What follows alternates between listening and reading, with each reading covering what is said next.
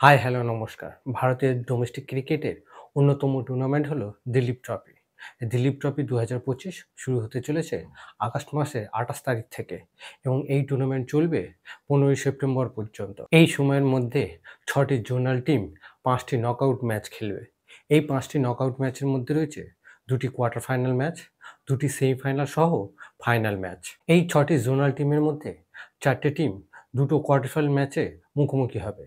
আর বাকি দুটো টিম সরাসরি সেমিফাইনালে অংশগ্রহণ করবে। দিলীপ ট্রফি ২০২৫-এ যে সময়সূচি প্রকাশ করা হয়েছে সেই সময়সূচি অনুযায়ী প্রথম কোয়ার্টার ফাইনাল ম্যাচ খেলা হবে নর্থ জোন বনাম ইস্ট জোন।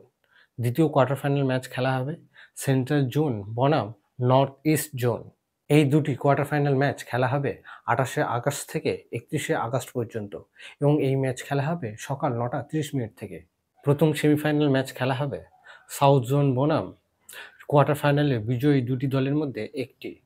দ্বিতীয় সেমিফাইনাল ম্যাচ খেলা হবে ওয়েস্ট জোন বনাম কোয়ার্টার ফাইনালে বিজয়ী দুটি দলের মধ্যে একটি। এই দুটি সেমিফাইনাল ম্যাচ খেলা হবে সেপ্টেম্বরের ৪ তারিখ থেকে সেপ্টেম্বরের ৭ তারিখ পর্যন্ত এবং এই দুটি সেমিফাইনাল ম্যাচ খেলা হবে সকাল ৯টা ৩০ মিনিট থেকে। দিলীপ ট্রফি ২০২৫-এ ফাইনাল ম্যাচটি খেলা হবে ১১ই সেপ্টেম্বর থেকে ১৫ সেপ্টেম্বরের মধ্যে। এই ম্যাচ খেলা হবে সকাল ৯টা ৩০ মিনিট থেকে।